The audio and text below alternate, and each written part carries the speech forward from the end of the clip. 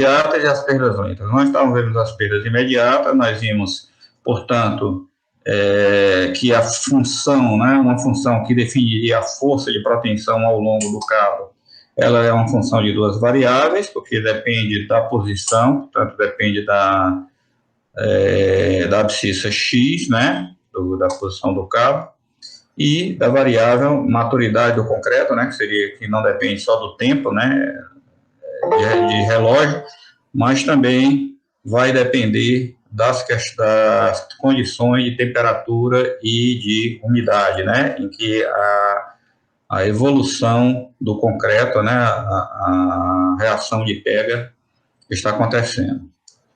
Chegou agora aqui o João Fábio, deixa eu marcar ele aqui. João Fábio, ok.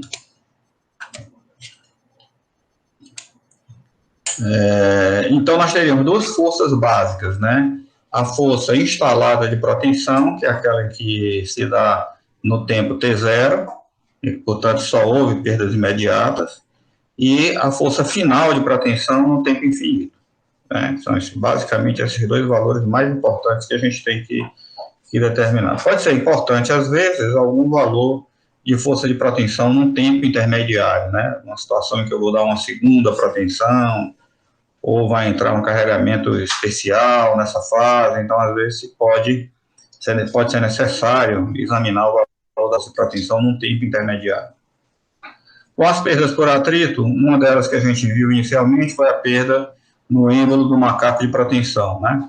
Então, essa era um valor a ser aferido, né, em cada macaco, mas é em torno de mais ou menos 4%, né, do valor da tensão que você está lendo no manômetro. Então, você está lendo uma pressão no manômetro, na verdade, aquela pressão é a pressão exercida sobre o êmbolo do macaco, portanto, a força de proteção aplicada deveria ser essa pressão lida no manômetro multiplicada pela área do êmbolo do macaco, né, do êmbolo que é o elemento que sofre a pressão hidráulica.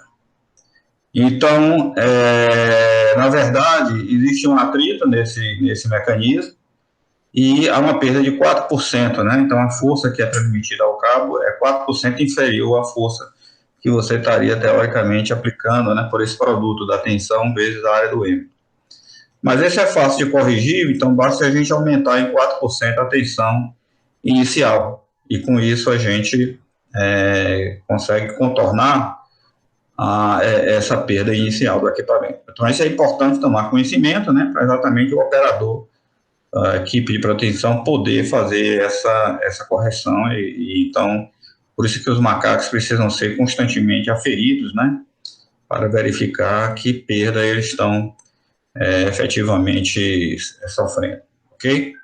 A outra perda que é importante agora vem nos casos dos cabos que são colocados dentro de bainhas, né, no sistema de pós-tração, e que eles vão se atritando, né, com a bainha na hora que eu vou exatamente puxando o cabo, né.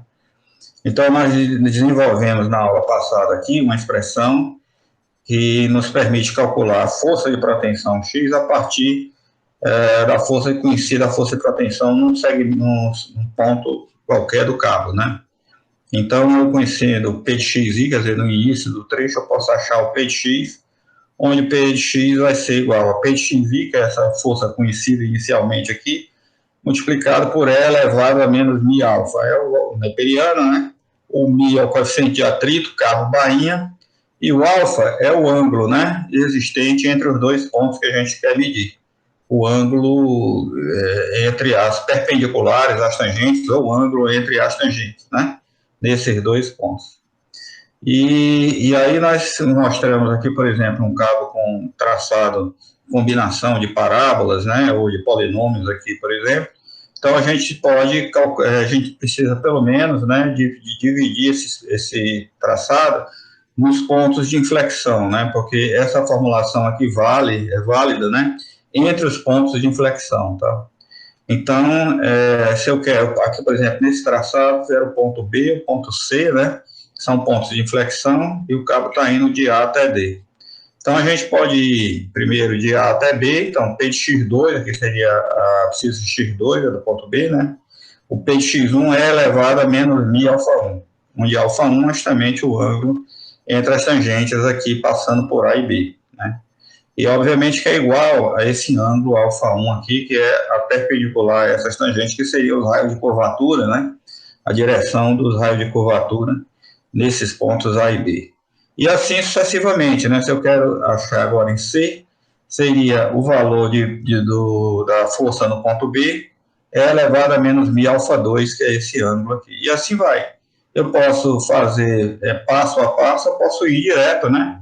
Do x1 ao x4, somando esses ângulos aqui, α1, α2. Eu não posso chegar no x4, pegar essa reta aqui, que é a tangente desse ponto, e tirar o ângulo com essa aqui, que não vai ser esse somatório.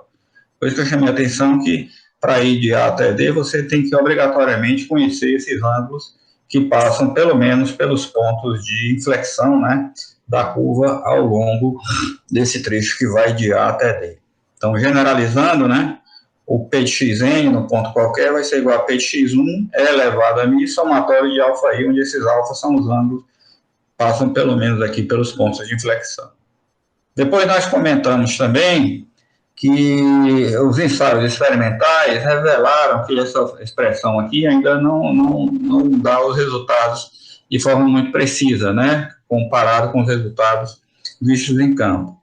Então, o que se considerou é que existe também a chamada perda parasita, né, ou perda em linha, que é devido ao fato do cabo ter angulosidades tanto na outra direção, né, fora desse plano vertical em que ele está sendo definido, né, e além disso, como o cabo não está posicionado corretamente, né, infinitesimalmente em cada ponto, né, ele está preso, vamos dizer, afastado a 50 ou às vezes um pouco mais centímetros, né, nas cadeirinhas, naqueles pontos, naqueles dispositivos que são colocados em cima da laje para garantir o posicionamento do cabo, né? Então, entre um suporte desse e outro, né, no campo, né, há uma curvaturazinha. Então, há uma angulosidade ali que precisa ser levada em conta.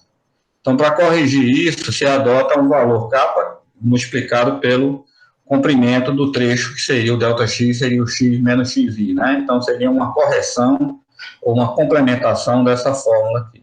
Então, existem duas expressões, né? Normalmente você vai encontrar na literatura.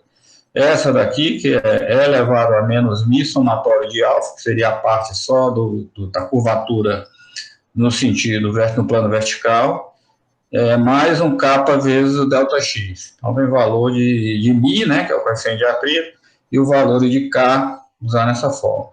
Outros textos, né, e é o que nós vamos usar mais, você vai encontrar o μ, que multiplica somatório de alfa vezes beta vezes ΔX. Esse beta é como se fosse o K dividido pelo μ. Tá? E ele fica dentro, então, agora do parênteses. Perceberam aqui a diferença, né? Então, esse beta, ele tem unidade, né? Seria radianos por metro. Isso é multiplicado pelo ΔX, que vai estar em metro, vai estar em radiano, que vai exatamente somar aqui na mesma unidade do ângulo alfa, que é também medido aqui em radiano. Tá certo? Então, é a mesma expressão, né? Para conduzir o mesmo resultado, apenas com fórmulas diferentes, usando ou kappa ou beta, né? Aqui você tem valores usuais, que a gente adotou aqui para situações mais comuns aqui, que seria a cordoalha de 7 fios, né? Colocada em bainha metálica flexível, então Mi 0,23, esse aqui é o valor de kappa. O beta a gente até tinha visto dar mais ou menos, né, se a gente adotar esses valores, né, a gente tinha visto aqui, a gente pega a calculadora aqui, né? Se você pegar 0,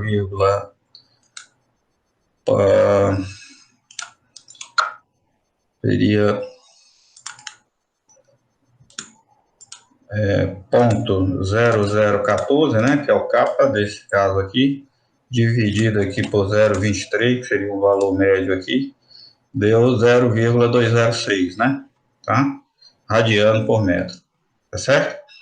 Seria o valor de beta, né? Para esse caso aqui. Ok? No caso da cordoalha engraxada, esse aqui é variável, mas vamos ver aqui, nós teríamos um beta 0,3025 dividido por 0,07, né? deu 0,0035, né? Esses seriam os valores usuais normalmente adotados, né, para o kappa e para o beta nesses dois casos aqui. Ok? Vejam aqui a diferença, né, que a gente tinha chamado a atenção do Mi, que é o coeficiente de atrito, da bainha metálica, que é 0,23, por causa da cordoalha engraxada, que o atrito é bem menor, né? Então essa é uma das vantagens aqui da cordoalha engraxada, né? Tem um atrito bem mais baixo aqui. Tá? Em compensação, como a gente já comentou várias vezes, eu não tenho aderência, né?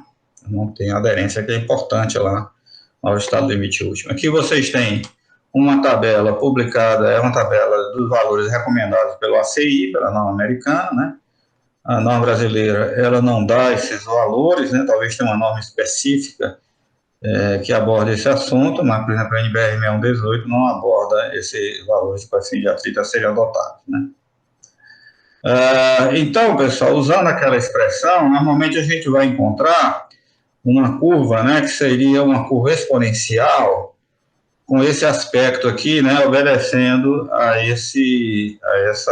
resultados encontrados a partir dessa expressão aqui, né, exponencial neperiana aqui. Então vai ter um decaimento de força, né, com esse aspecto aqui. Na verdade, o que se faz, na maioria dos casos, né, como nós vamos ver, é pegar pontos notáveis e interligar por retas, né, simplificar essa curva por uma poligonal, tá?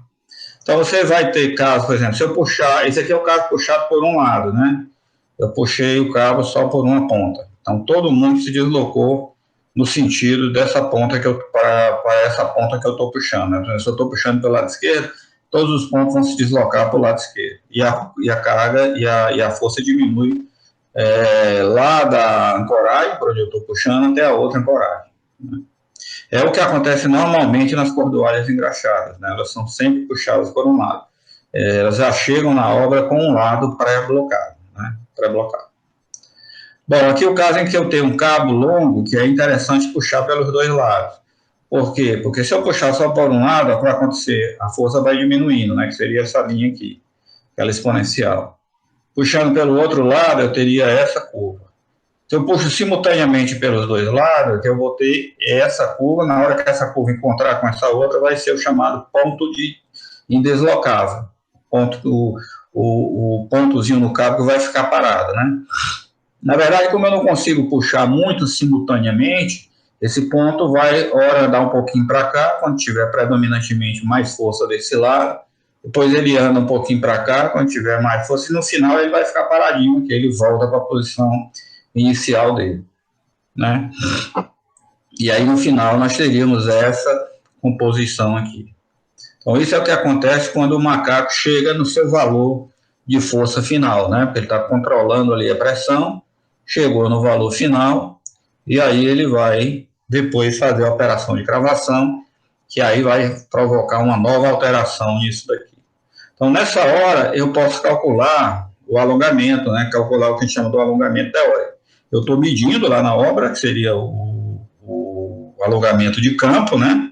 Estou fazendo várias medições, no caso da pós-tensão com bainha metálica, né? Normalmente a gente faz várias medidas, uns 3 ou 4 de cada lado, do alongamento. Por quê? Porque nesse caso a bainha pode ficar, o cabo fica meio frouxo, né? Inicialmente dentro da bainha. Então, parte do alongamento que a gente está medindo não é necessariamente o alongamento que provocou tensão no cabo. Provocou apenas o ajuste do cabo dentro da bainha. Então, a gente precisa construir um gráfico com 3 ou 4 pontos para corrigir, né? Fazer com que esse gráfico força deslocamento passe pela origem, e aí eu tenho o gráfico real. No caso da cordoalha engraxada, né, isso não é necessário, já tinha comentado também. Basta fazer uma medição de alongamento, que simplifica mais a operação, né? Por quê? Porque não existe a folga, né? O cabo está bem ajustado à bainha. Então, a bainha, na verdade, ela é estrudada, né? É feita já em cima da própria cordoalha. Portanto, não há folga nenhuma. Então, nessa hora, como é que a gente calcula o alongamento? A gente tem essa curva do valor da força, a força em cada pedacinho aqui de cabo tem um valor P de x, né, que é essa função aqui. Quanto que esse segmento infinitesimal aumentou, que seria o d delta L, né? Ele aumentou o valor da força vezes o dx, que a expressão é n L sobre A, né? Quanto que se alonga uma barra de comprimento L, módulo material de modo elasticidade E e uma área A, tá certo? Então vai ser NL vezes A. No caso do elemento infinitesimal, o N é o P de x, o L é o dx, né? Que é o comprimento infinitesimal, modo elasticidade constante, modo elasticidade do aço, e o AP, que é a área do cabo em questão.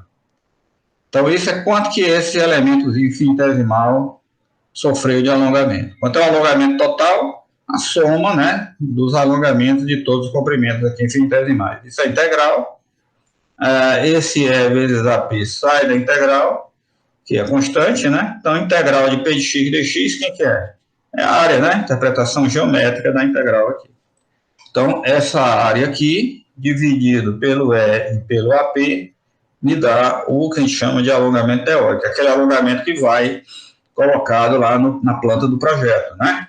Com o qual você vai fazer a comparação com o que você está medindo em campo, que é uma das formas, né, do controle da proteção, tá certo? Bom, então você tem o caso do alongamento, quando o cabo é puxado por um lado, é só essa área. Quando eu tenho o cabo puxado pelos dois lados, eu vou ter alongamento do lado esquerdo, que seria essa área aqui está aquele ponto indeslocável. Essa área aqui, dividido pelo EAP, me dá o alongamento que vai ser medido aqui no lado esquerdo.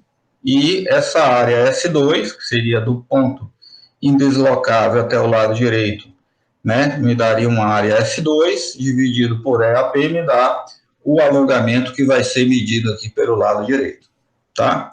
Então, normalmente você pode fornecer esses dois ou fornecer a soma dos dois, tá? Porque, normalmente, às vezes, a gente compara a soma desses dois alongamentos aqui com a soma dos dois alongamentos de campo, né? Alongamento teórico e alongamento de campo, tá? Então, acho que a gente tinha parado por aqui. Vamos ver, então, um exemplo, né? Só para a gente ver o cálculo dessa curva, tá? E também o cálculo do alongamento. Depois a gente volta para ver um outro problema, que é a questão da acomodação da ancoragem. Então, pessoal,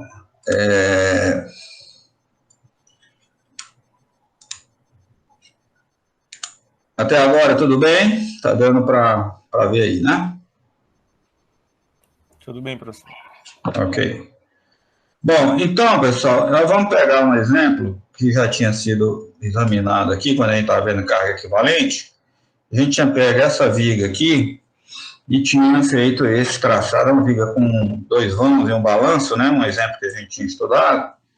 E o cabo ficou com essa composição de parábolas, né? AB, BC', C', aqui é a concordância, né? Que foi feita, C', C duas linhas, depois C duas linhas D, tem outra concordância aqui, né? D, E duas linhas e F, tá?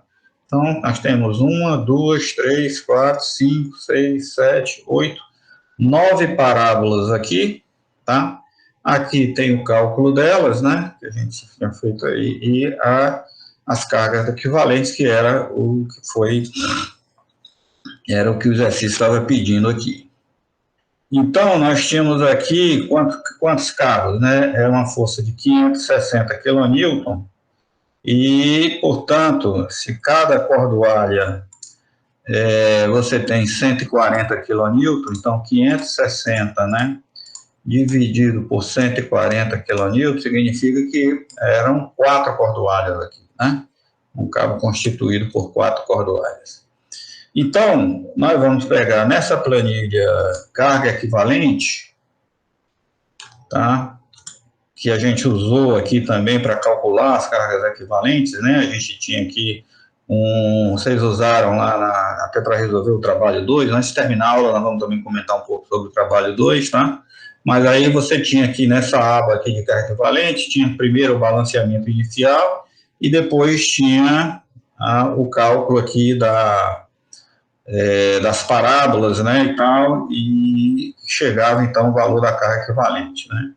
Você tem, então, uma outra aba agora aqui, que é a perda por atrito, né. Então, nessa aba, você vai poder efetivamente calcular o valor da variação, né, da força de propensão devido ao atrito.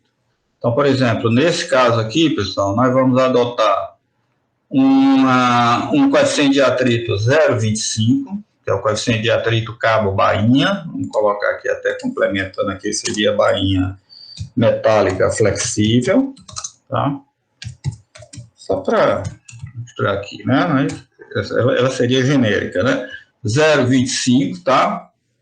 E aí nós teríamos um beta, que é aquele 0,206, que a gente acabou de fazer uma continha aqui na calculadora, né, recente, para ele, tá? E o EP seria o modo de elasticidade do aço, ele é normalmente 200 gigapascal, tá? E que dá, aqui nessa unidade, aqui é interessante trabalhar com quilonewton por centímetro quadrado, uma vez que as áreas, né, nós vamos ter aquele diagrama de força de perda, né, de pretensão. Esse diagrama aqui é um diagrama que vai ter força em quilonewton, né, e o X normalmente aqui vai ser em centímetro, né, porque aí você vai ter uma área em quilonewton vezes centímetro. Então, aqui embaixo é interessante a gente ter um modo de elasticidade em quilonewton por centímetro quadrado, né?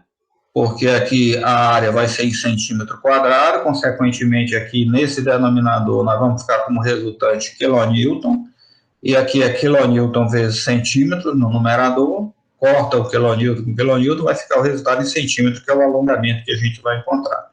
Então, por isso que é interessante ter a força em quilonewton e o X aqui disposto em centímetro, e consequentemente o modo de elasticidade em quilonewton por centímetro quadrado.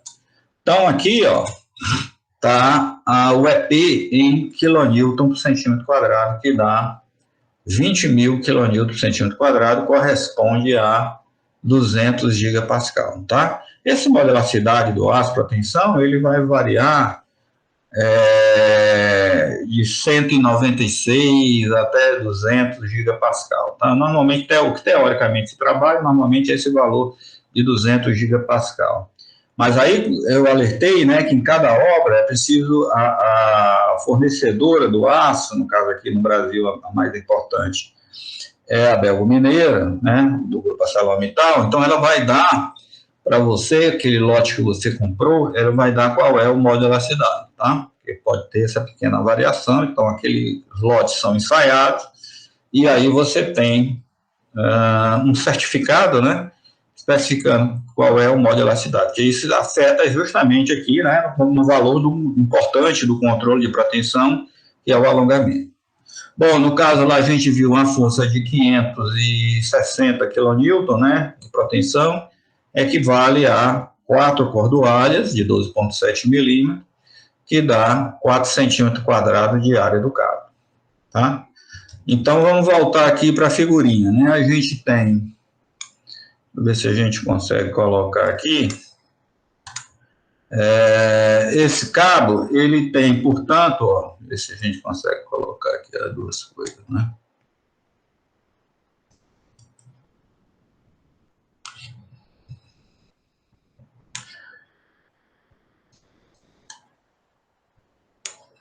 Então, ó, nós temos essa parábola AB, né, que é essa aqui. A gente coloca aqui o valor da flechazinha dela, né, que é o que a gente tinha aqui, ó, a flecha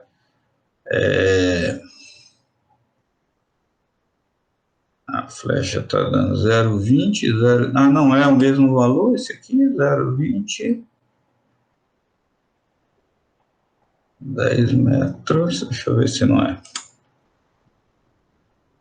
Não, é outro exemplo, aparentemente, que a gente tem aqui, né? Vamos ver se a gente, coeficiente atrito, cabo bainha.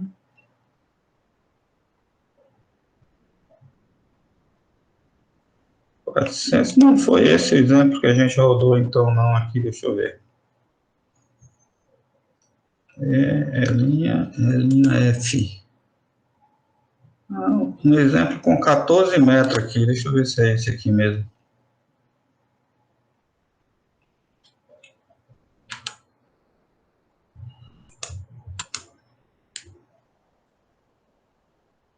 Não, 8614. Acho que não foi esse exemplo, deixa eu ver se tem outro caso aqui. Carga equivalente.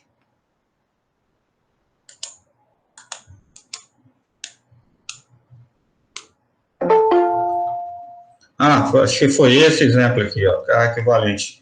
Tá, 10 metros com 4 metros em balanço, né? Deixa eu ver aqui. Tá aqui. A, B, C, D, depois vieram as concordâncias. A B, BC', deixa eu ver se está chegando alguém aqui. Um minuto. Glauber Esmeraldo. Permitir.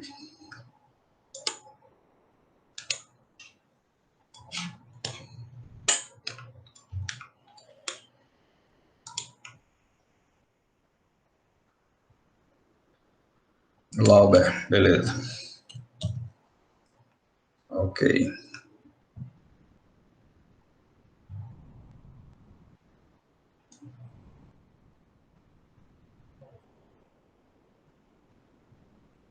Glauber já entrou.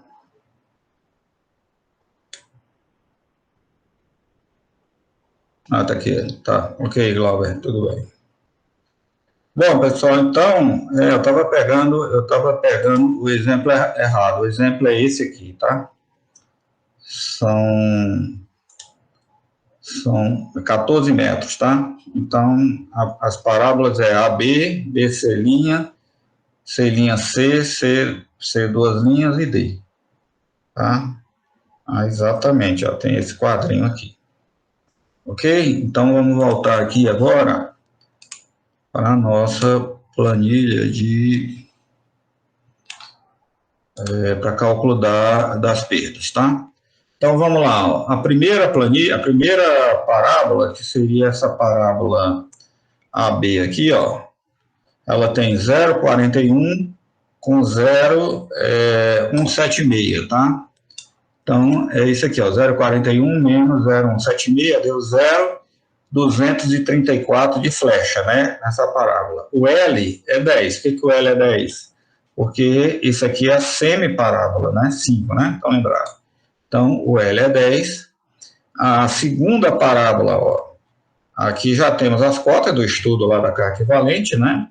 Então, 47,52, nesse segundo caso aqui, menos 0,176, deu 0,299. Na verdade, essas flechazinhas já estão calculadas aqui, né? 0,299, 0,075 por C', né?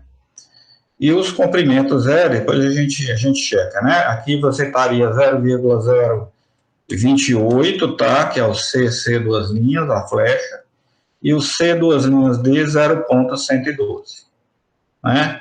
Os comprimentos, nós teríamos, a primeira parábola teria, AB teria 10 metros, essa aqui seria o dobro, né? 8 metros, o dobro de 4, essa aqui o dobro de 1 é 2, depois o dobro de 0,8, 1,6, e o dobro de 3,20, que é 6,40. Ok? Bom, então com essas informações, pessoal, dá para a gente calcular quem é agora a relação 4F sobre L. Quem é o 4F sobre L? É a tangente, né? A parábola na sua extremidade aqui, ó. Aqui, a cada parábola dessa, né, ela vai ter um vértice e vai ter o ponto com uma certa inclinação. Então, essa inclinação aqui, como a gente já viu, vale lá do estudo, né, do traçado das parábolas, a gente viu que essa tangente aqui na extremidade vale 4F sobre L. Então, é isso que está calculado aqui, ó, 4F sobre L. tá? E aqui está o ΔX, que seria a distância entre os dois pontos, né? Então, a distância entre quem? A distância entre... nós vamos medir a força em A, que é a força inicial, depois a força de proteção em B, portanto, vai valer o quê? A distância, né? O ângulo formado pela tangente que passa em A e pela tangente que passa em B. Mas a tangente que passa em B é zero. Por quê? Porque ela é um ponto, o B é um vértice, né? Portanto, aqui nós vamos ter tangente horizontal, né? Vamos ter tangente horizontal. E aqui a tangente vai ser 4F sobre L. Quando eu for estudar o trecho BC, né? Vamos pegar aqui o trecho BC, o que é que vai acontecer? De novo, né? Eu vou querer saber a tangente passando, eu vou estudar a parábola BC', né? Eu vou querer o ângulo passando pelo C' aqui, ó. Tá? E o ângulo em B vai ser zero, né? É o ponto de vértice. Quando eu estiver estudando agora a parábola C', C, o que é que vai acontecer? O ângulo em C vai ser zero. Por quê? Porque C é vértice. Então, o ângulo entre C' e C vai ser o ângulo da tangente em C', que é 4F sobre L. O F agora é a flecha dessa parábola C'. E assim sucessivamente, né, nesses casos em que os cabos são constituídos por parábolas, né, concordantes de parábola de segundo grau, em cada trecho é uma semiparábola contendo vértice. Então, se contém um vértice, basta calcular o ângulo, né, no ponto que não é o vértice aqui, que seria já exatamente a variação de ângulo de um ponto para outro. Então, é isso que essa planilha aqui faz, né? Ela calculou, então, de A até B, o ângulo que existe, né, a diferença entre A até B, é esse ângulo, esse aqui, na verdade, quando a gente calcula 4F sobre L, a gente está calculando a tangente do ângulo, né? Tá? E aqui a gente calcula o arco tangente, a gente encontra o ângulo em radiano, normalmente como esses traçados são suaves, né? Esses ângulos alfa são muito próximos da tangente de alfa, né? Há uma proximidade, porque os ângulos alfa vão ser pequenos. E aqui você tem o ΔX, que na verdade vai ser esses comprimentos dividido por 2, e aqui você agora pode calcular quem é a força inicial de proteção e final em cada trecho desse, né? Então, por exemplo, no primeiro trecho aqui, nesse trecho AB, a força em A vai ser igual a quanto? Aos 560 kN, né? Que é o valor da proteção cheia, né? 140 kN por cordoalha, vezes 4 cordoalhas dá 560. Então, a força inicial é 560. Quanto que chegou em B, né? Devido ao atrito ao longo desse trecho todinho aqui. Ela vai chegar em B justamente aplicando aquela expressão, né? Que é essa aqui, né?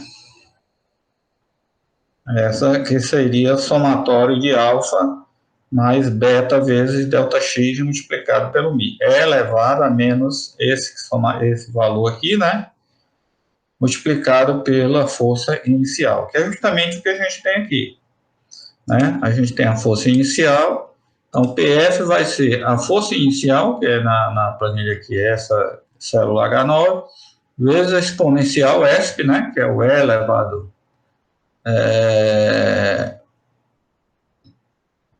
Deixa eu ver se é. Eu acho que é isso mesmo, né? ESP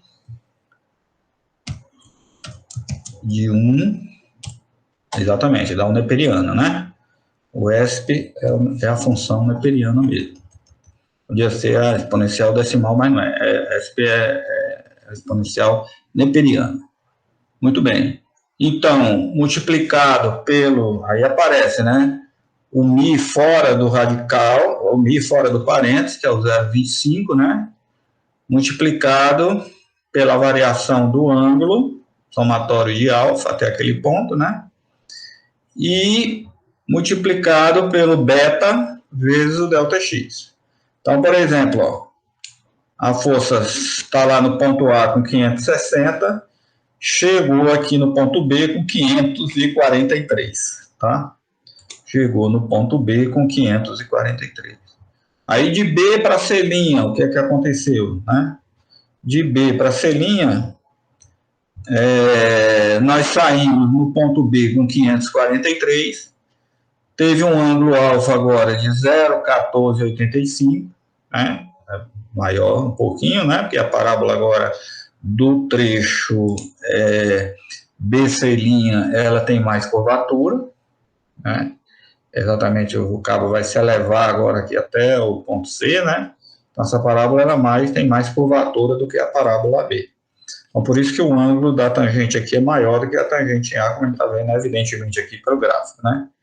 Então, nós temos a variação agora vai de 543 até 520. E aqui ele está calculando o ΔP, né? Está calculando o ΔP. Bom, e aqui nós temos, né? Soma aqui todos os ΔX, a viga tem 14 metros no total. E aqui você tem as forças, quanto que você perdeu, né? Em termos de força em quilonewton. No primeiro trecho perdeu 17, depois 22,92, depois 19,70, depois 9,26, etc. Aqui do lado, pessoal, você pode ir calculando as áreas, né?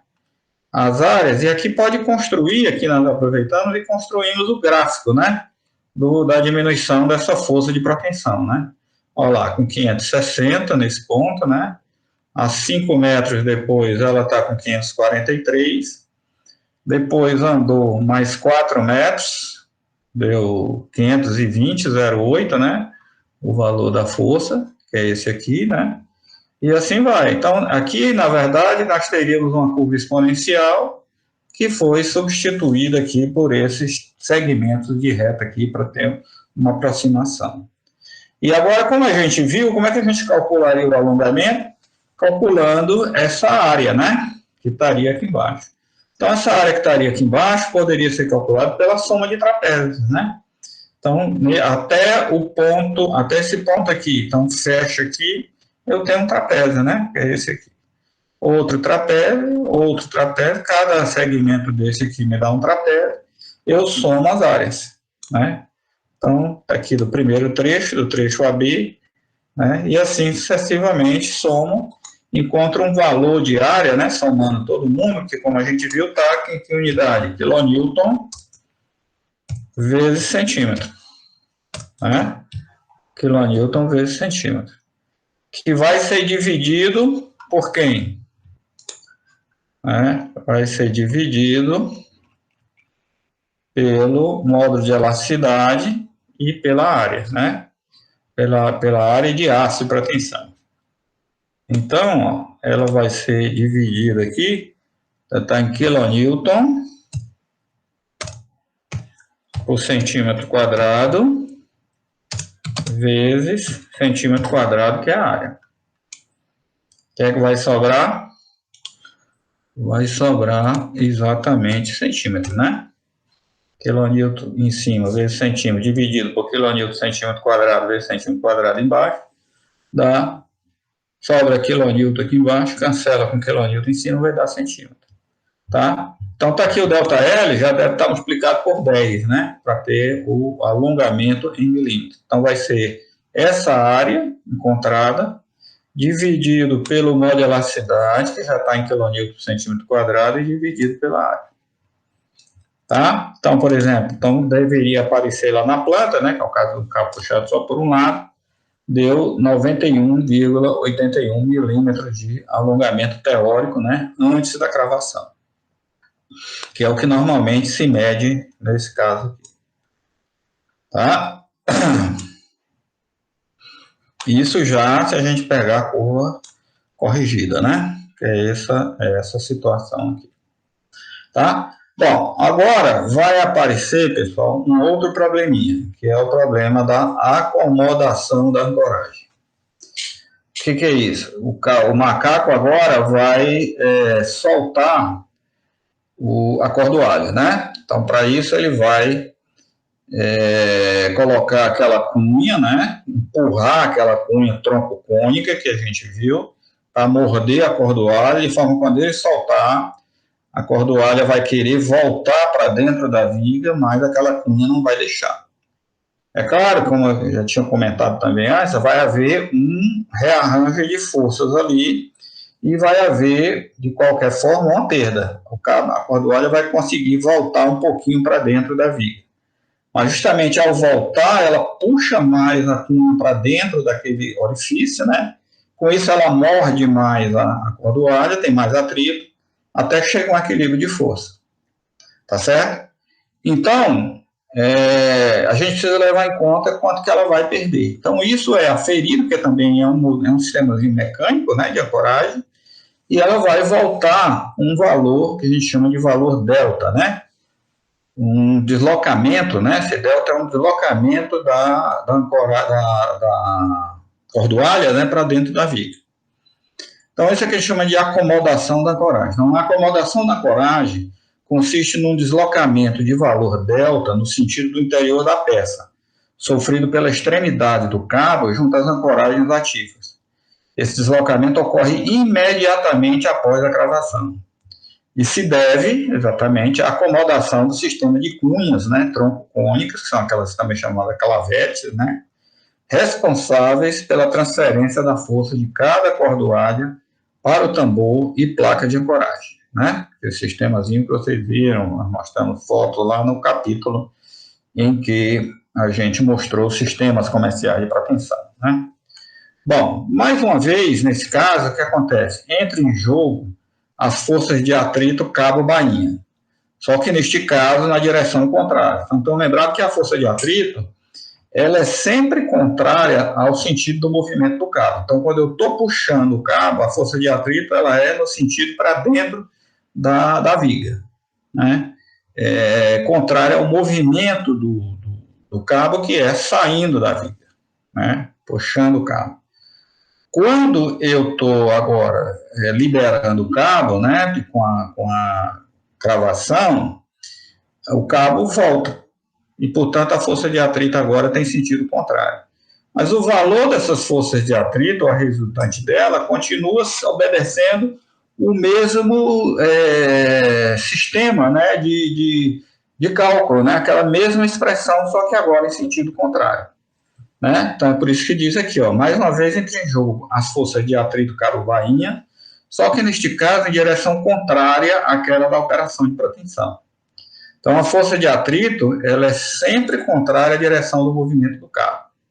As forças de atrito elas acabam impedindo a propagação da perda de cravação por todo o cabo. Quer dizer, aquele 6 milímetros, ele não vai vamos dizer assim, se propagar ao longo de todo o cabo, tá? Ele vai acontecer só para uma parte inicial do cabo, tá? Que vai depender do valor, da forma do traçado do cabo e desse coeficiente de atrito. Aí, nesse caso, quanto maior for o coeficiente de atrito, mais rapidamente esse efeito, né, da perda por atrito, da perda na cravação, vai se dissipar, tá? Ele não vai se propagar pelo resto do cabo. Agora, quando eu tenho uma situação, por exemplo, como na cordoalha engraxada, em que o atrito é baixo, às vezes esse efeito, né, da cravação se propaga pelo cabo todo, tá? Como a gente vai ver. Então, o problema do cálculo da perda de cravação consiste basicamente na determinação do chamado ponto de bloqueio, que é o limite da propagação, né, ao longo do cabo, né, do deslocamento da cunha. Então, até onde esse efeito vai se prolongar. O problema é bem interessante. Veja aqui o gráfico, aqui como é que é. Então, eu tenho aqui, vamos imaginar o caso mais simples, que é o cabo puxado por um único lado. Então, lembrado que nós vamos ter uma curva P de x, né, que seria, na realidade, uma curva exponencial, que seria esse caso aqui. Bom, quem é, pessoal, o alongamento total do cabo?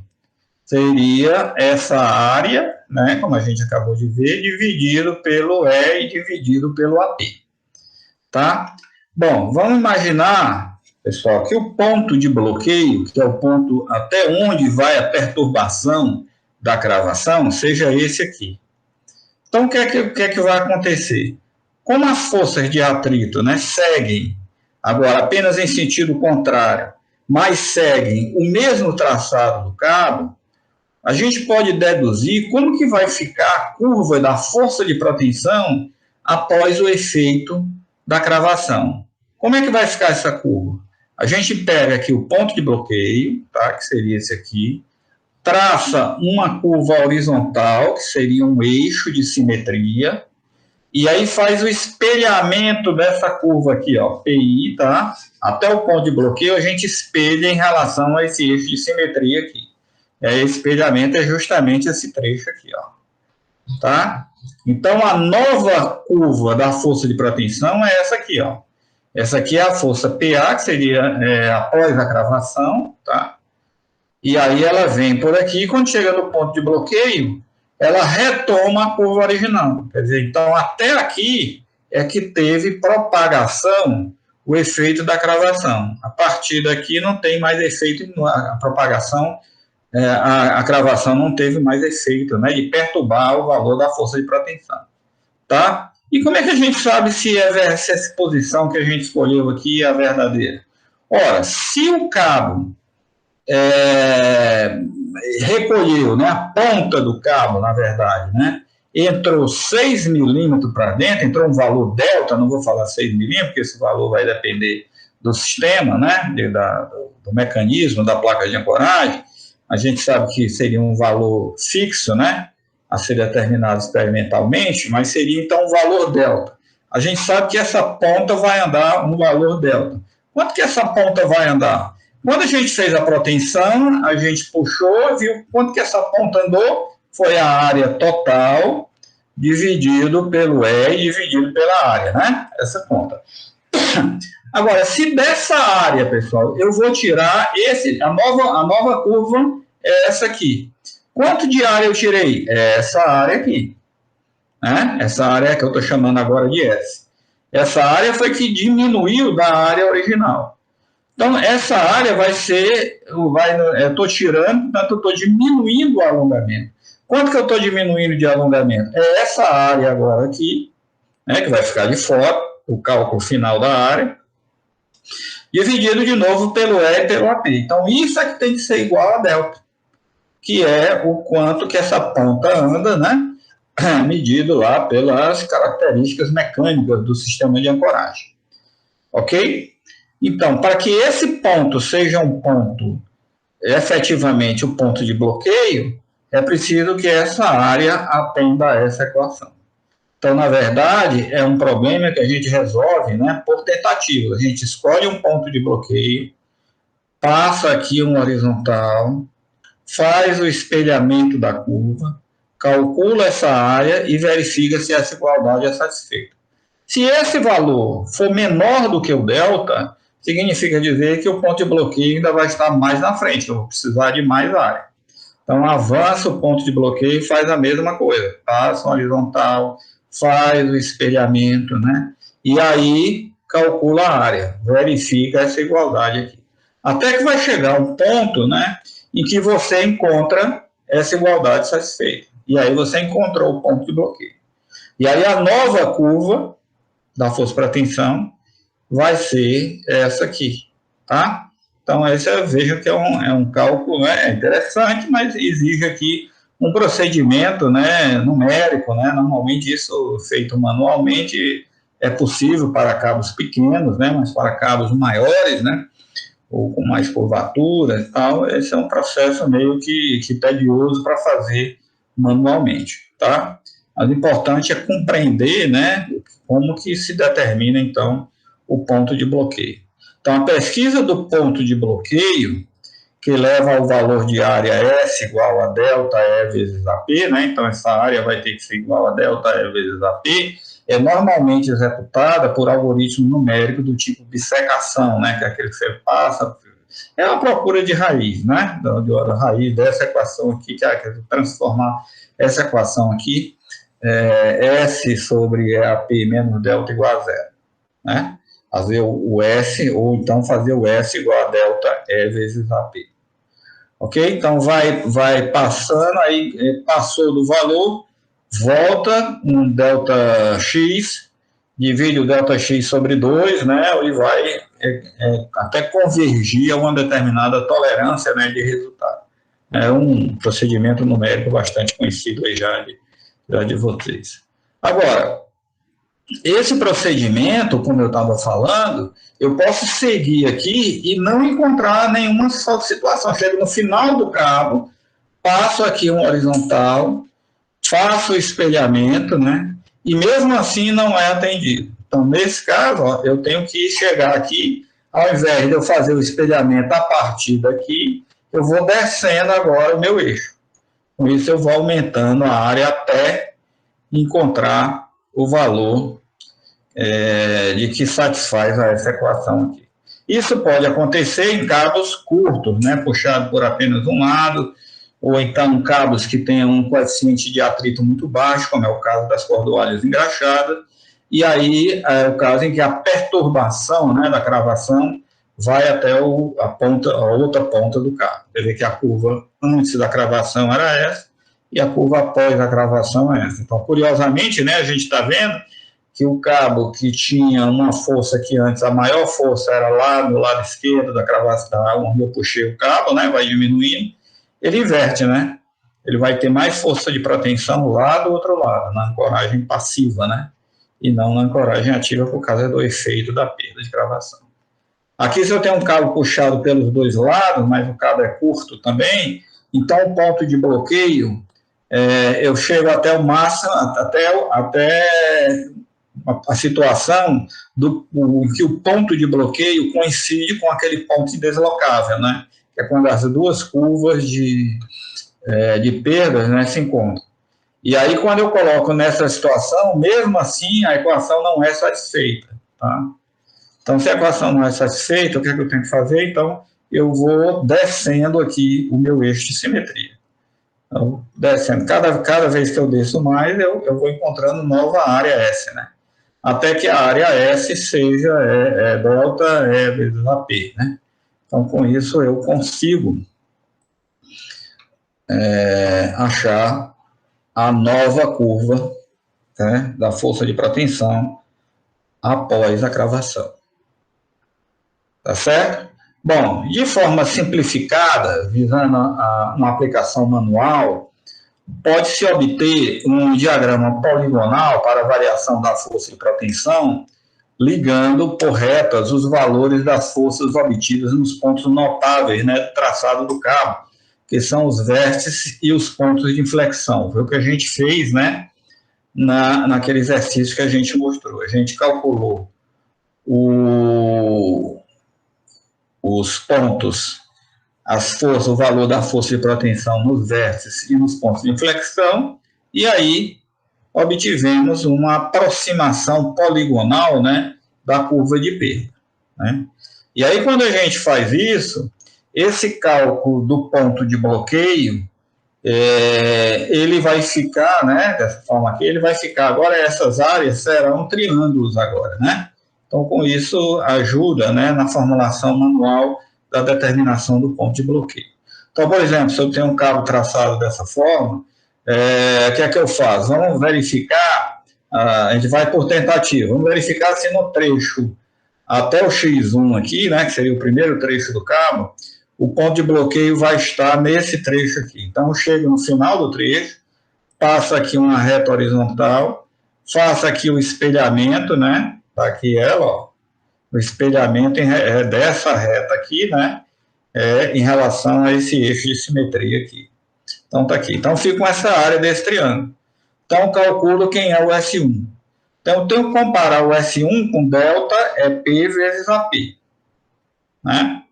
Se o S1 já for maior do que o delta EP vezes AP, significa que o ponto de bloqueio vai estar nesse trecho aqui. Então, eu tenho que procurar, né? E aí, se eu estou num trecho, né, por exemplo, como que eu acho? Então, aqui, se está nesse primeiro trecho, é fácil. Tem uma equaçãozinha aqui do segundo grau, que você chegaria em termos do XB, né, que é a abscissa do ponto de bloqueio, seria dado dessa forma aqui. Então, é bem simples a dedução dessa expressão aqui, vocês podem fazer, que é simplesmente igualar essa área, né, que é a área desse triângulo, vezes delta EP vezes AP. E vocês vão saber quem é o valor dessa força aqui, só achando a equação dessa reta, que vai ficar em função de x, né? A equação dessa reta vai depender do ΔP e do ΔX, que já é conhecido, né, que aparecem aqui, e aí, consequentemente, vai ficar uma equação de segundo grau, porque essa área vai depender do valor da força para tensão, que depende do x, e dessa base aqui, né, e dessa altura, né, que é o próprio x. Então, vai ficar uma equação de segundo grau, cuja solução é desse tipo. Bom, a outra situação é, vamos dizer, não, eu fiz aqui o S1, mas o S1 ainda é menor do que o ΔP vezes AP. Então, tenho que ir para outro sistema. Vou lá para o S2, vou lá pegar agora aqui o valor no outro ponto, né, no outro final do outro trecho, e vejo, faço a mesma coisa, e somo com a área anterior. Aí deu maior já. Então, significa que vai estar nesse trecho agora aqui, não mais no primeiro trecho, vai estar no segundo trecho. Então, ponto de bloqueio. Quando eu faço um ponto de bloqueio agora no segundo trecho, a gente tem que prestar atenção agora aqui, ó, que nós vamos ter uma área aqui triangular, né, dentro do segundo trecho, e uma área de um paralelogramo, né, do primeiro trecho. Porque quando eu faço espelhamento, ó, eu espelho essa reta aqui, é o espelhamento dessa reta aqui. Depois, ó, o que é que acontece? Eu tenho que agora, a partir daqui, passar uma reta paralela a essa outra aqui, ó. Então, vem paralelismo aqui, tá certo? Dessa forma. Então, seria essa área, né, que eu já conheço, mais essa área que eu vou, desse triângulo, que eu vou chamar de S2, e esse outro que eu vou chamar de S3. Então, a gente tem que fazer isso até que a soma, né, chegue aquele valor delta é P vezes AP. Tá certo? Então, é esse o raciocínio, tá? É esse a sequência. Ok? Também, quando eu estou no segundo trecho, é possível, aí já não é mais essa equação, é possível montar uma equaçãozinha do segundo grau aqui também, tá? Que consiga determinar quem é o xb, que seria essa distância aqui do x1 até esse ponto aqui, né? Também é só deixar tudo em função de x, né, de forma a atender a essa equação aqui, tá? E vai ficar sempre uma função do segundo grau, né, em termos de xb, porque tudo aqui pode ser escrito em função dessa ordem, dessa abscissa aqui, né, do ponto de bloqueio. Ok? Vamos tentar voltar aqui para o nosso problema, né, em que a gente tinha essa curva aqui. Aí agora aqui a gente vai calcular essa questão, né, pode ser feita de várias formas. Aqui nós vamos calcular usando a própria planilha e usando gráficos aqui para tentar ilustrar, né, a determinação do ponto de bloqueio. Tá certo? Então, a curva original que a gente tem é essa aqui. Tá? Então, vamos ver como é que foi feito aqui. A primeira coisa é calcular, pessoal, o S asterisco, né? Quem seria esse S asterisco? É a área necessária, que é o S, né?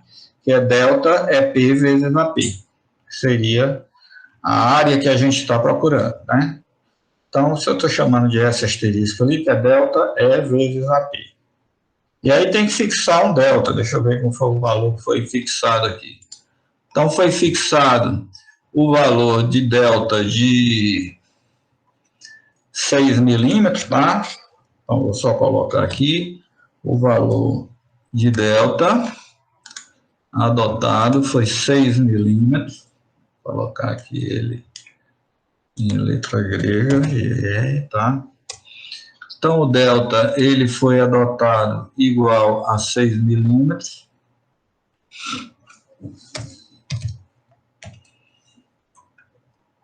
Que vai ser igual a 0,6 centímetros. Né? É uma coisa. Ok? O pessoal aqui está...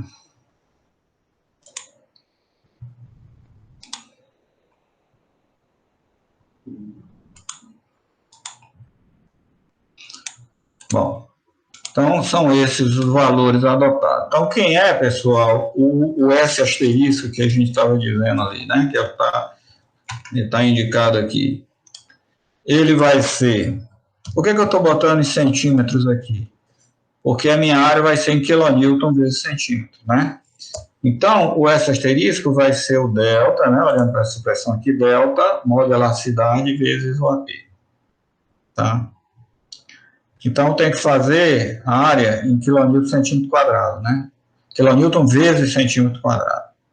Então, o E vai ser em quilonewton por centímetro quadrado, o A vai ser em centímetro quadrado e o delta tem que ser em centímetro. Então, fica quilonewton vezes centímetro, o valor da área, né? Do S, chamamos de S asterisco ali. Então, vai ser quem? Vai ser o delta, que é 0,6 centímetros, tá? Aliás, aqui é melhor, não vai dar problema, né? Vamos botar 0,60, assim, numérico, né? Em centímetro. Certo? Né? Então, vai ser 0,6 vezes o modo de elasticidade, está onde? Está aqui o AP, quilonewton por centímetro quadrado, vezes a área, que é 4 centímetros quadrados. Então, exatamente, ó, pessoal, deu 48.000 quilonewton vezes centímetro, né? Que é o valor de área que a gente tem que encontrar. Tá? Vamos lá. Vamos fazer uma tentativa, tá? Então, aqui eu vou fazendo justamente por tentativa. Eu quero encontrar, pessoal, qual vai ser a área no primeiro trecho aqui, ó. Tá? Nesse primeiro trecho. Então, ó, deixa eu só inserir aqui, ó. Nós vamos adicionar aqui uma curva que eu vou chamar de o trecho AB, tá? Vamos ver se está no trecho AB. Então, eu já tinha preparado aqui, o X vai ser esse aqui, e o Y vai ser esse aqui. Ok, ok. Olha lá. Então, ele construiu, ó, que é como se eu tivesse passado aqui um eixo aqui de simetria, tá? E aqui seria essa área aqui, tá? Então, essa área aqui é que a gente tem que checar se ela é igual ao S asterisco, né? E assim nós vamos sucessivamente. Então, aqui ela foi feita assim, ó. Aqui está sendo calculado o valor das áreas, ó, em quilonewton vezes centímetro. Então, ó, aqui está o X, aqui está o valor da força de propensão, né, que foi usado aqui para construir esse gráfico. Então, vamos lá. Nesse primeiro trecho, o ΔX é 500 centímetros, está aqui ele, né, que é 5 metros. O ΔP foi quanto? Foi essa diferença daqui para cá. Vejam que esse ΔP, pessoal, é a metade, como aqui vai ser o eixo de simetria, né? Esse ΔP que a gente encontra é a metade, né, do triângulo. Vamos voltar aqui para aquela figurinha lá aqui no texto aqui, ó. Esse ΔP que aparece aqui, ó, é a metade dessa base, né? Ou então, olhar aqui nessa figurinha mesmo que já é, ó. Esse ΔP, que é a diferença dessa daqui para cá, é a metade da base do triângulo. Né? Então, essa metade da base do triângulo vezes essa altura já me dá essa área aqui. Então, é exatamente o que a planilha fez aqui. Ó. Então, a planilha calculou, né, essa área. Só que ainda ele calculou esse ΔP, ó, ele já somou, já calculou a base completa. Ó. Ele botou 2 vezes a diferença, né, aqui para fazer o cálculo do triângulo com a forma clássica, né? Base vezes altura dividido por 2. Então, ele encontrou nesse primeiro trecho, que seria essa áreazinha aqui, ó, ele encontrou 8.501,24. Está longe, né, dos 48.000, tá certo? Portanto, não será nesse primeiro trecho. Ok? Vamos ver se no segundo trecho, né, que se eu colocar o ponto de bloqueio bem aqui, se eu consigo atender o problema. Tá? Eu consigo atender o problema. Então, vamos acrescentar agora mais um trecho agora, que seria o trecho BC'. O trecho... eu vou adicionar mais um aqui, né, que seria o BC'. Tá aqui com letra maiúscula, BC'. Os valores de x agora vão estar aqui, tá? E os valores de y vão estar aqui. Ok, ok. Não entrou? Selecionar dados. BC'. Editar. O x é esse aqui. Ok. O y é esse aqui. Pronto, ó. Então, a gente tem agora aqui, ó, a segunda hipótese, que seria no segundo trecho, ó, tá? Então, viria para cá, né, um eixo de simetria, faz o espelhamento aqui, e essa reta paralela a essa outra reta aqui. Então, estou acrescentando mais essas áreas aqui, tá? Que é exatamente o que apareceu aqui agora, ó. Então, essa nova área, pessoal, aqui agora é só 4 metros, né, que vai de 5 para 9 metros. O ΔX é só 4 metros. O ΔP total daqui para cá é 45,84, seria essa diferença multiplicada por 2. Então, essa base aqui é 45,84. Então, a área que vai aparecer agora vai ser a área, vou somar a área desse triângulo mais a área desse paralelogramo. Tá? Então, seria aqui um S2 e um S3. Nessa outra célula, eu estou botando um acumulado, né? Que seria essa mais essa. Quer dizer, pegar essa que está em vermelho aqui do primeiro trecho, mais essa nova que apareceu agora aqui. Então, deu 40.587,64. Não atendeu ainda, né? Por quê? Porque é 48 mil. Né? É 48 mil. Então, essa situação aqui ainda não atendeu. Então, temos que ir avançando, temos que vir agora para cá, para essa nova situação, tá? Para o terceiro trecho, né? Que agora seria o trecho C'. O ponto de bloqueio já está por aqui, vai ficar provavelmente por aqui, né? Nesse trecho aqui, tá? Então, vamos colocar agora o C'. Então, para colocar o C', a gente vem aqui, ó. Selecionar dados, adicionar, então seria agora o C', né? Onde o X vai ser esse aqui, e o Y vai ser esse aqui. Ok, vamos ver se deu certo. Pronto, ó. De novo, então o procedimento é sempre o mesmo, né? Vem aqui, traça um eixo de simetria horizontal, faz o espelhamento aqui da curva, que é essa reta aqui, né? Espelhamento dessa aqui. Depois essa é paralela a essa. Depois essa é paralela a essa. Então é muito simples, né? Porque esse segmento, como é paralelo, né? Um paralelogramo, essa ΔP que você calculou aqui, ó, ele vai se reproduzir aqui e ele vai se reproduzir aqui. Então, é fácil calcular esses outros valores aqui. Tá? Você pega o valor anterior, divide pelo ΔP. Mesma coisa, você achou aqui um novo ΔP, ó, você traz para cá. Ó. Por quê? Porque é um paralelogramo tudo isso. Bom, quando eu faço isso, pessoal, esse terceiro trecho agora apresenta como áreas, né? As novas áreas a serem acrescidas são as áreas desse triângulo, a área desse paralelogramo novo e a área desse novo paralelogramo aqui, tá? Então, por isso são mais 3 trechos aqui que aparecem, mais três áreas, né? Então, somou mais 7.411,96.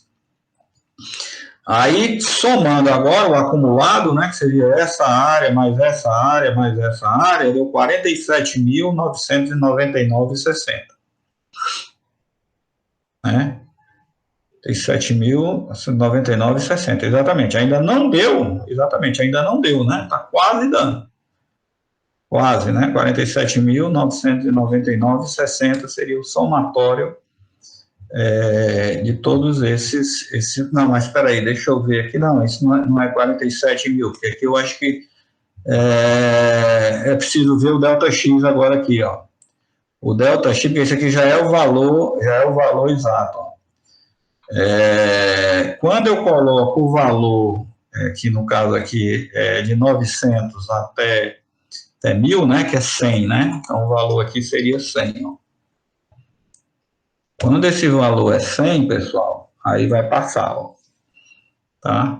Então ele calcula essa diferença aqui, ó, que é 2 vezes essa diferença que dá 8,14, né, que seria 2 vezes esse valor menos esse valor anterior. Opa, deu 39, deixa eu ver qual é o problema aqui.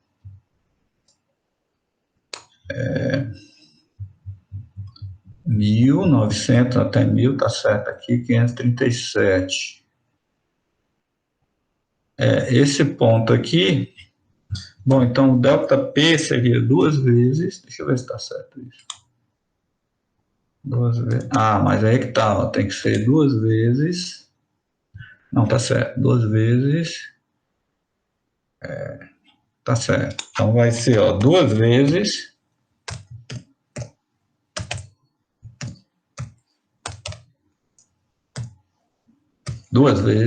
esse valor, né, menos esse valor. Vai dar negativo, mas sabe que exatamente. 39, não, por que está dando 39? E aqui está dando 8,14 de 35.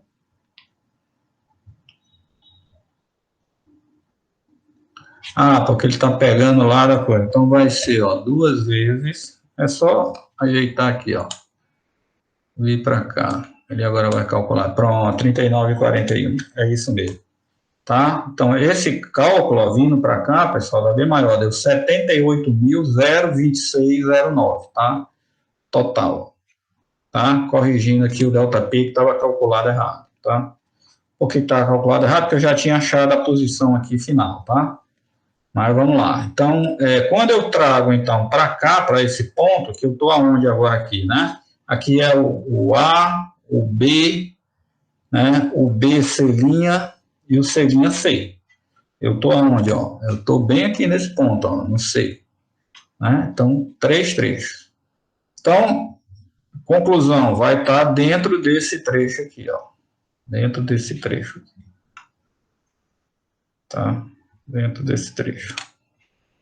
E aonde é que ele vai estar aqui dentro? Tá? Então, tenho que achar um ponto aqui de tal forma que me dê o somatório, né, das áreas, esse somatório aqui, chegue a esse valor que é 48 mil. Tá? Bom, isso, deixa eu ver como é que a gente pode fazer, né? A gente pode fazer, deixa eu ver como é que tá isso aqui, 16xpx. Eu acho que a gente pode fazer, né? Usando nesse caso aqui, o atingir meta, né? O atingir meta da seguinte forma. Né? Eu vou colocar logo aqui qual é a posição, que é essa posição aqui. Tá? Deixa eu ver aqui.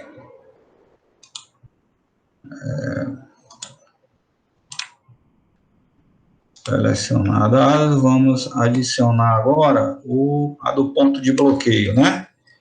Vamos botar aqui assim, bloqueio.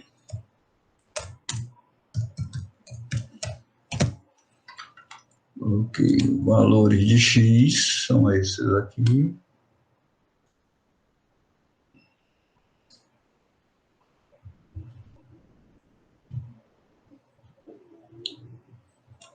E os valores de Y são esses aqui.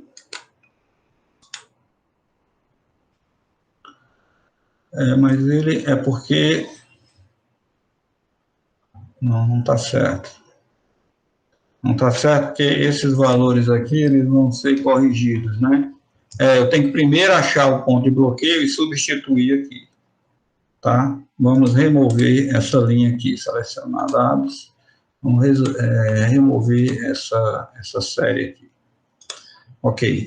Então, pessoal, vamos lá, vamos ver. É o que eu fiz na segunda-feira passada isso. Vamos tentar se lembrar aqui o que a gente fez aqui, ó. Então, até aqui está dando 78 mil, né? Então, eu sei que vai estar dentro desse intervalo aqui. Vamos ver o que é que eu fiz aqui. Aqui eu tenho uma conta, se eu arbitrar um X, eu encontro o P de X nesse trecho aqui, tá? Nesse primeiro trecho aqui.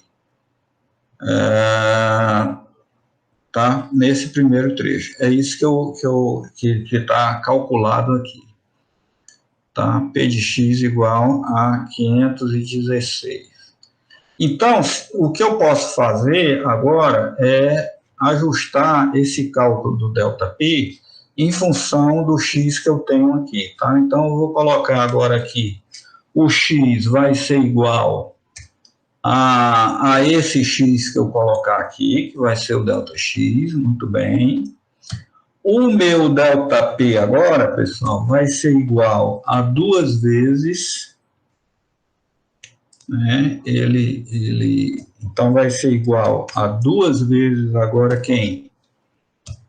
Ao valor anterior aqui, que é 520, né? Menos esse novo valor aqui, ó, que é o valor do P de X no ponto novo aqui para esse X igual a 20,66, tá? Então, corrigindo aqui, pronto, exatamente, ó, tá certo? Para esse X igual a 20,66, deu exatamente bem próximo aqui do... Mas como é que eu achei esse X aqui, né? Vamos supor, se eu botar um X igual a 10, ó, eu vou encontrar 44.154 ainda, né? Então, está resolvendo automaticamente esse último caso, mexendo nesse ponto aqui, né? Tá? Se eu colocar o ponto igual a 100, ó, então eu tenho exatamente, né, a situação, eu estou a 10 metros, né? Que é no ponto C, né? Que é exatamente esse ponto aqui, ó, que é 5 mais 4, 9 mais 1, 10. Então, estou a 10 metros, que é esse controle do somatório do ΔX, tá? Então, automatizei aqui. Bom, se eu chegar aqui, então, agora e colocar 0, né? Então, esse último trecho vai ser 0, então, voltei para cá. Então, eu criei uma possibilidade de achar o valor dessa área total agora, quando o X varia, né? Dentro desse intervalozinho aqui. Tá certo? Então, eu posso fazer o atingir meta, né? Se eu botar, por exemplo, 5 centímetros, tá? Quanto é o que eu posso andar aqui? É de 900 a 1.000. Então, eu tenho 100 centímetros. Tem 1 metro para andar aqui, né? Que é exatamente, né? Esse comprimento desse trecho C' C que vocês estão vendo aqui. Tá? Bom, aí eu posso fazer por tentativa, por usar, já que a gente está trabalhando na planilha, né? Usar o quê? Usar o atingir meta, né? Então, eu posso usar aqui, ó, atingir meta. Eu quero que esta célula, qual é a célula? O somatório. Chegue a que valor? 48 mil. Tá? Variando quem? Variando esse X. Né? Variando esse X. Beleza, ó. Eu encontrei 20,661, né? E aí, zerou exatamente aqui o 48. Então, com isso, eu achei a posição do ponto de bloqueio, né? Que é esse 20,66 a partir daqui. Então, o ponto de bloqueio em relação à origem, ó, vai estar 920,66, 9,206, né? Metros a posição. Agora sim, eu acho que aqui agora corrigiu, a gente pode inserir a situação real, né? Do ponto de bloqueio. Então, vamos lá, selecionar dados, adicionar, aí eu vou colocar aqui exatamente agora o nosso bloqueio. Então, o X é esse aqui, e o y com essas funções aqui. Ok, beleza, ó, tá vendo? Ó? Então agora corrigiu, beleza. Ó. Então essa situação aqui é a situação final do ponto de bloqueio. Tá? Então tá dentro desse intervalo aqui. Então aqui, ó, deu uma... Aqui ficou pequenininho aqui, né? Mas tem um eixo de simetria.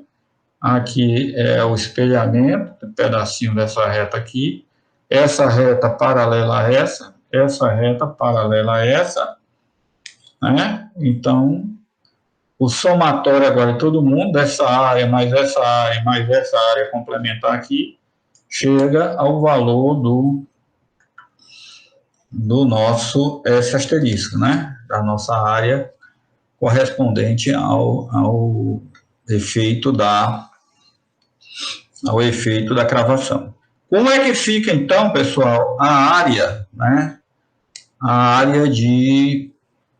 Perdão, a força de proteção. O gráfico da força de proteção agora é esse aqui, ó. 472 aqui, 489 aqui, 511 aqui, 516 aqui, aí aqui ela volta à curva original, né? 500, volta a cair. Então ela vai crescente, né? Então vejam, ó, do lado de cá, na outra extremidade, está com 480, que era o que já tinha originalmente. Aqui, pelo lado que eu puxei, ó, 472. Então está até menor do que o outro lado. Tá vendo? Então esse aqui é o efeito, né, da nossa cravação, né? O efeito da nossa cravação. Tá? Eu fiz aqui usando essa planilha, pessoal, mas pode ser feito de várias formas, né? Por tentativas aqui manualmente mesmo, né? Aqui mais para organizar. Então, acho que ficou claro, né? Então, a gente vamos só dar uma repetida. A gente pegou esse primeiro trecho, viu que essa área deu 8.500,24, né? A área é muito simples. Esse ΔP é fácil de ser calculado, porque esses valores iniciais eu já tenho que ver dessa primeira planilha aqui, que foi do atrito, né? Então, esses resultados aqui já vieram lá da força do cálculo da perda por atrito. Então, esse ΔP aqui é fácil de ser calculado, calcula essa área, não deu 8.501. Vai para o segundo trecho, seria acrescentar mais essa área limitada aqui por essa área verde e a vermelha aqui.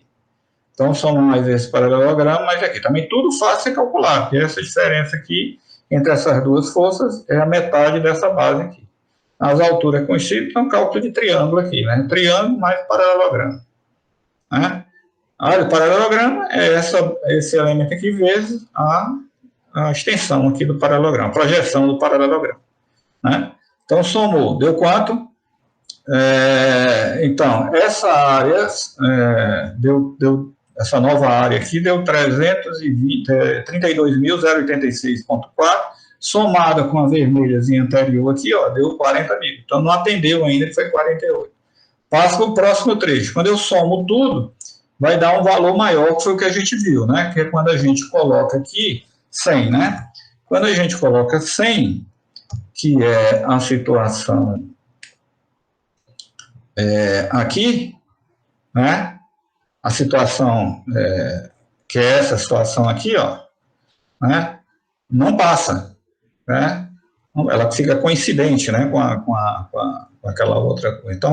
Então passou do valor de 48 mil, deu 78 mil. Então a gente faz o atingir meta, coloca 0 aqui, por exemplo, aí ou bota 10, né?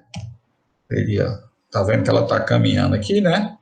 Qual é a situação real? Aí a gente faz aquele atingimento, que é definir essa célula aqui, que é o somatório total, para o valor que a gente quer, que é os 48 mil,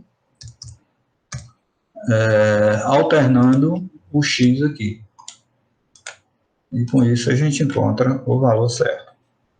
Beleza? Então, isso aqui, pessoal, poderia ser feito montando essa equação. Isso aqui é uma equação de segundo grau que a gente está resolvendo disfarçadamente aqui, né, usando o atingir meta. Né? Ok? Usando essa planilha aqui. Muito bem.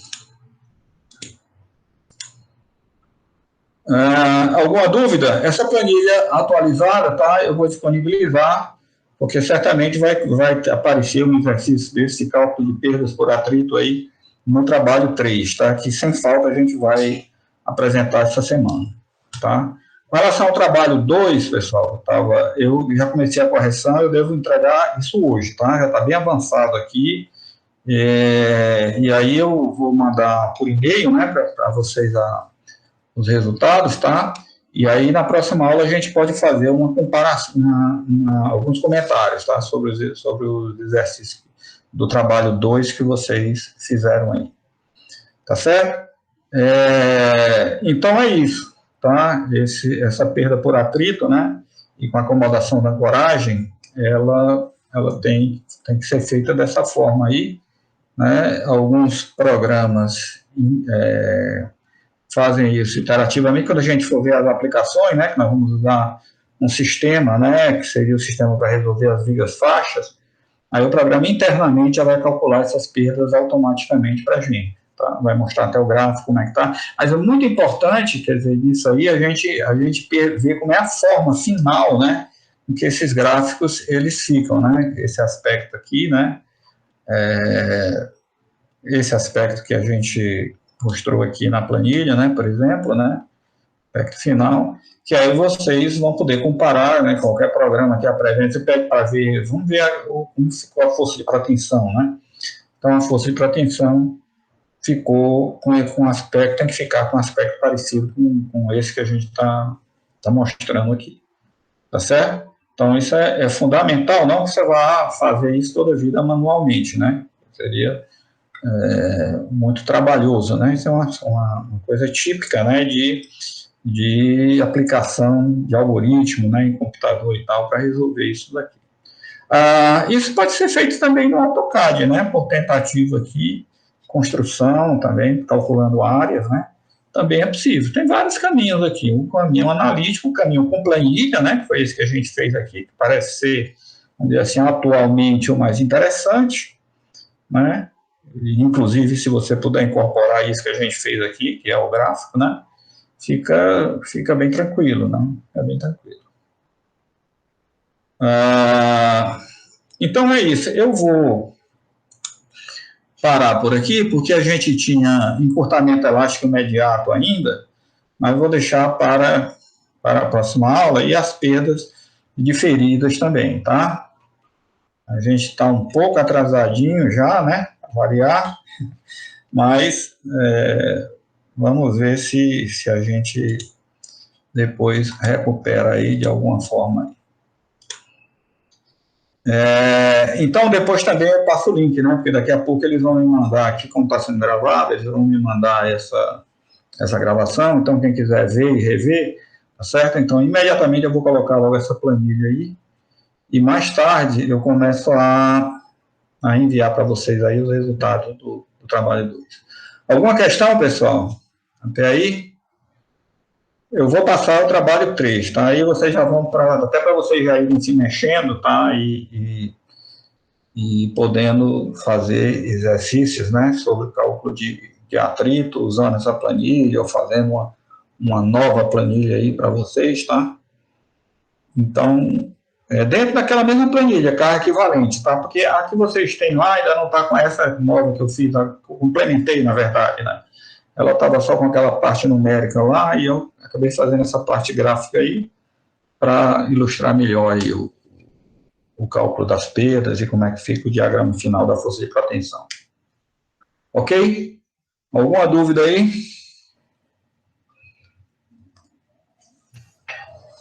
Professor, não, tudo bem. Muitas dúvidas, né? Quando vocês forem fazer o exercício. Por enquanto. Por enquanto é aparentemente simples, né? Mas eu vou correr e botar esse trabalho logo para vocês não ficarem parados, porque senão vocês vêm hoje, amanhã não se lembram mais de nada, né? Do que a gente colocou aqui, mas vai ter essa gravação que vai poder ajudar vocês a verem, tirarem alguma dúvida. Mas na hora de fazer o exercício, tá? Talvez eu boto no máximo até amanhã, tá? Esse trabalho 3 aí, que seria o trabalho final, né? De vocês. E para vocês irem se mexendo, tá certo?